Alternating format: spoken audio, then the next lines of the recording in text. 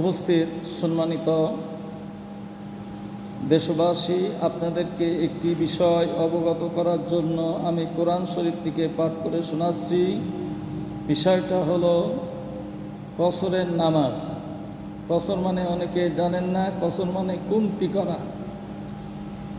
যখন মানুষ সফর করবে, শত্রুর আশঙ্কা থাকলে সেই সময় যদি 4 রাকাতের জায়গায় আপনারা 2 রাকাত পড়েন, তাতে কোনো গুনাহ হবে না। এ বিষয়ে আমি সূরা নিসা থেকে আপনাদেরকে পাঠ করে শোনাচ্ছি। সূরা নিসা 100 বা 101 আয়াত থেকে পড়বেন। আপনাদেরকে বিস্তারিত আমি কোরআন থেকে হাদিস থেকে শোনাবো, আপনারা মনোযোগের সহিতও শুনতে থাকেন। শুরু করছি মহান করুণাময় সুবহানাহু ওয়া তাআলা আল্লাহর নামে, যিনি পরম দয়ালু এবং দাতা। সেই আল্লাহর নামে আজকের আলোচনা শুরু করলাম। আল্লাহ পাক সুবহানাহু ওয়া তাআলা বলছেন, ওয়া ইজা যারাবতুম ফিল আরদি ফালাইসা আলাইকুম জুনাহুন আন তাকসুরু মিনাস সালাতি। আল্লাহ বলছেন, তোমরা যখন জমিনে সফর করো, তোমরা নিজে থেকে যদি নামাজ কমতি করে নাও, তোমাদের কোনো গুনাহ হবে না। আল্লাহ আমাদেরকে এখানে ডাইরেক্ট অর্ডার করে নাই, আমাদের উপরে ছেড়ে দিয়েছেন। যদি তোমরা নিজে থেকে নামাজ কমতি করে নাও, তোমাদের কোনো গুনাহ হবে না। আইয়াবতিনা কুমুল্লাযিনা কাফারু, যদি কাফেররা কষ্ট দেয়, সেই ক্ষেত্রে একটি শর্ত আল্লাহ জুড়ে দিয়েছেন। ভাইরা আমার, এটা আমাদেরকে ভালো করে বুঝতে হবে। কিন্তু আমাদের দেশের যারা এই কসর পড়ে এবং যারা ফতোয়া দিয়েছে, তারা বলেছে কসর করা ওয়াজিব না করলে, কসর যদি কেউ সফরে না করে তার গুনাহ হবে। ভাইরা আমার, আমি আলোচনা করে শোনাচ্ছি, এই কসরটা সাধারণ কসর না। এই কসর হলো শত্রুর আশঙ্কা থাকলে যদি নামাজ আমরা কমতি করে নিই, তা হইলে গুনাহ হবে না। আল্লাহ কিন্তু এইভাবে বলি নাই, হে মুমিনগণ, যখন সফর করো, আজ যদি তোমরা নামাজ কমতি না করো, তাহা হইলে তোমাদের গুনাহ হয়ে যাবে, এই কথা আল্লাহ বলি নাই। আল্লাহ বলছে, আইয়াবতিনা কুমুল্লাযিনা কাফারু, যদি তোমরা কাফেররা তোমাদের কষ্ট দেয়, সেই ক্ষেত্রে যদি তোমরা নামাজ কমতি করে নাও, কোনো গুনাহ হবে না। কারণ ইন্নাল কাফিরিনা কানু লাকুম আদুউম মুবিনা, নিশ্চয়ই কাফেররা, অবিশ্বাসীরা হলো তোমাদের প্রকাশ্য দুশমন। সেই দুশমনদের কারণে যদি তোমরা নামাজ কমতি করে নাও, তা হইলে তোমাদের কোনো গুনাহ হবে না, হবে না, হবে না, আল্লাহ বলছেন।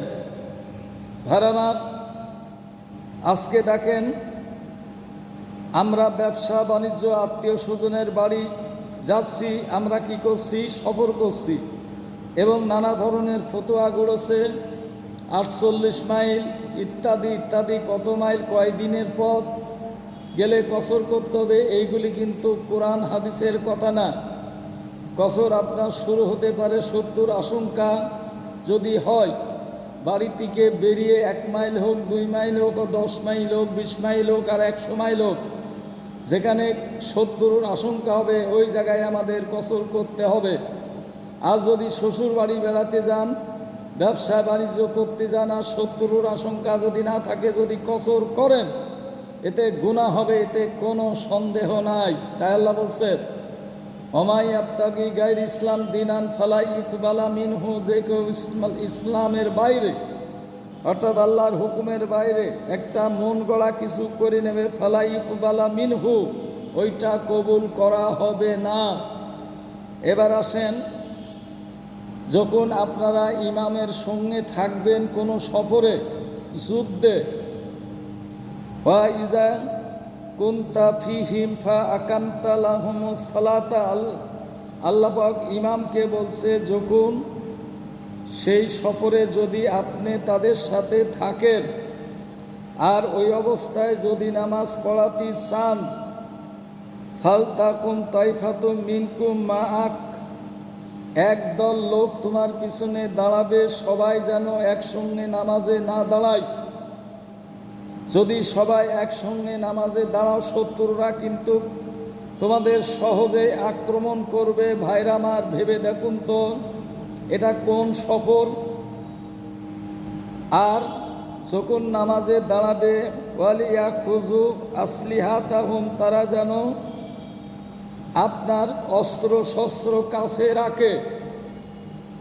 আপনি যখন সফর অবস্থায় নামাজ পড়বেন, শত্রুর আশঙ্কার কারণে আপনি অস্ত্র খুলি রাখবেন না, অস্ত্র সঙ্গে রাখবেন। ফাইজা সাজাদু ফাল ইয়াকুনু মিরাইকুম,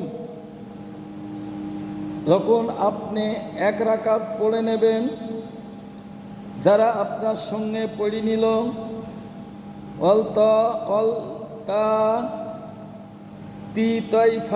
উকরা লাম ইউসল্লু ফাল ইউসল্লু মাকা, আর যারা একদল শত্রুকে পাহারা দিতেছিল, যারা নামাজ পড়ি নাই, প্রথম দলটা যখন নামাজ পড়ে চলে গেল, যে দলটি নামাজ পড়ি নাই তারা এসে আপনার পিছনে দাঁড়াবে। ওয়ালিয়া খুজু হিজরাহুম, তারাও যেন অস্ত্র শস্ত্র সাথে গ্রহণ করে, তারা যেন অস্ত্র রেখে নামাজে না দাঁড়ায়। আপনারাই বলেন তো, এইটা কি বিয়ে বাড়ির বেড়ানো সফর, না কুটুম বাড়ি বেড়ানি সফর, না ব্যবসা বাণিজ্য করার সফর? এটা হলো শত্রুর আশঙ্কার সফর।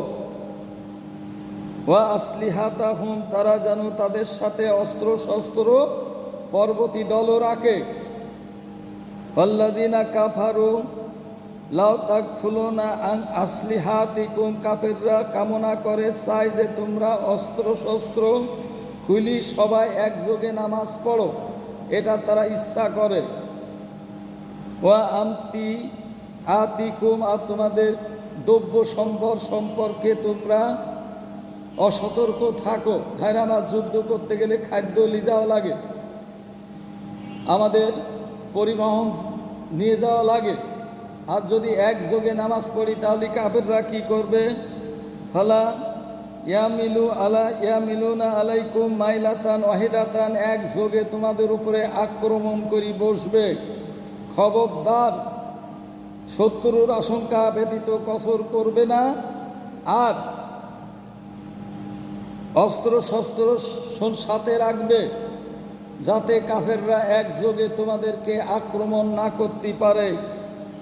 তাই আল্লাহ পাক সুবহানাহু ওয়া তাআলা বলছেন, এবার হাদিস দেখেন, আপনারা চিন্তা করেন তো, আমরা যে পীরের বাড়ি যায় কসর করি, পীররা আমাদের দেশে এসে কসর করে, এবং কোন কোন সফরে যায় তারা ফরজ নামাজ কমতি করি 4 রাকাতের জায়গায় 2 রাকাত পড়ে, এদিকে নফল সুন্নত আওবিনের নামাজ চাষের ইত্যাদি ইত্যাদি সব আদায় করে। আর যে কারণে আল্লাহ ফজরের নামাজ কমতি করে দিল, সেই কারণ ব্যতীতই তারা কি করলো? ফরজ নামাজকে কমায় তারা কি করলো? সব নামাজ ধরে ফেললো। এরা একেবারেই অন্ধ। তাই কোরআনে বলছে, যে ব্যক্তি কোরআনে অন্ধ থাকবে কিয়ামতের দিন সে অন্ধ হয়ে উঠবে। ভাইরা আমার, এবার আপনাদের সম্মুখে আমি একখানা হাদিস পেশ করছি কসর সম্পর্কে, আপনারা মনোযোগের সহিত এবার আপনাদের সম্মুখে যে হাদিসখানা পাঠ করে শোনাচ্ছি, মিশকাত শরীফ 3য় খণ্ড, লেখক অনুবাদক মাওলানা মোহাম্মদ আজমি। মিশকাত 3য় খণ্ড, হাদিস নাম্বার 1263, পৃষ্ঠা নাম্বার 170। ভালো করে মনোযোগের সহিত শুনবেন।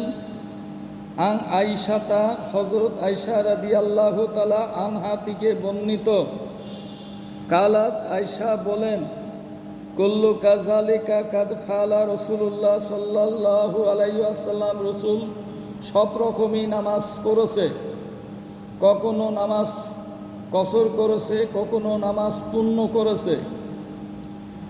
কাসারা সালাতা, নামাজকে কখনো কমতি করেছে, ওয়া আতাম্মা, এবং কখনো নামাজ পূর্ণ করেছে। ভাইরা, আপনারা চিন্তা করে দেখেন তো, রসুলের যে সফরে শত্রুর আশঙ্কা ছিল সেখানে তিনি কসর করেছেন। আল্লাহ রসুল বেশিরভাগ কসর করার কারণ যেদিন থেকে তিনি নবী হয়েছিলেন সেদিন থেকে তার শত্রুর অভাব ছিল না। তিনি বাইরে গেলেই তিনি কসর করে নিতেন, এমনকি বাড়ি থেকে বেরিয়ে 3 থেকে 6 মাইলের মধ্যেও তিনি কসর করেছেন। তার মানে যেখানে শত্রুর আশঙ্কা হয়েছিল কসর করেছিল, আর যেখানে শত্রুর আশঙ্কা ছিল না সেখানে তিনি কসর করেন নাই। কোরআনের সঙ্গে মিলে গেল, শত্রুর আশঙ্কা হলে কসর করেছে, আর শত্রুর আশঙ্কা না হলে কসর করি নাই। এটা আয়েশার হাদিস থেকে আমরা স্পষ্ট হলাম। আপনার নাইলে পরস্পর হাদিসে কিন্তু মতবিরোধ আছে। কোরআন যে কথা বলেছে আপনারা কোরআনের অনুসরণ করবে, কারণ আল্লাহ রসুল বলেছেন হাদিস শরীফের মধ্যে। হাদিস কেন আপনাদেরকে পাঠ করে শোনাই, আপনারা মনোযোগের সহিত শুনবেন। এবার আপনাদের সম্মুখে আমি মিশকাত শরীফের প্রথম খণ্ডের একটি হাদিস পাঠ করে শোনাচ্ছি। হাদিস নাম্বার 185।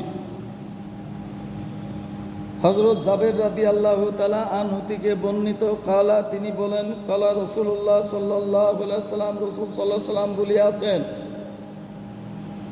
কালামি লা ইয়ানসাকু কালামুল্লাহ, আমার কালাম অর্থাৎ আমার হাদিস আল্লাহর কালামকে বাতিল করতে পারে না।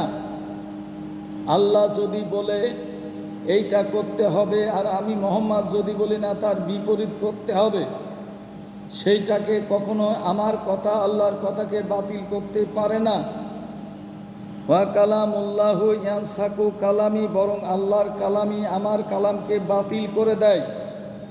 আমি মোহাম্মদও যদি বলি আর সেইটা যদি আল্লাহ বিরোধ হয়ে যায়, তোমরা ওই কথাটা কখনোই মানবে না। দুঃখের বিষয়, তাহলে আমাদেরকে কোনটা রসুলের কথার সাথে কোরআনের মিল আছে এইটা আমাদেরকে জানতে হবে। আজকে দেখেন এই কসর নিয়ে কত মতবিরোধ, 4 ইমামের মধ্যে 4 রকম মতবিরোধ। কেউ বলছে কসর করলে গুনাহ, কেউ বলছে না কসর করলে গুনাহ না। আমরা সবার কথা ছাড়ি ফেলা দিয়ে আল্লাহর কিতাব ধরি এবং রসুলের যে হাদিস কসর করেছে করেন নাই, সেই সফরে কসর করেছে যে সফরে শত্রুর আশঙ্কা ছিল, আর যে সফরে কসর করি নাই সেই সফরে রসুলের শত্রুর আশঙ্কা ছিল না। ভাইরা আমার, আপনারা মনোযোগের সহিত আমার কথাগুলি মনে রাখবেন, পড়বেন। এই বলে আজকের আলোচনা আমি এখানেই শেষ করছি। ওমা আলাইনা ইল্লাল বালাগুল মুবিন।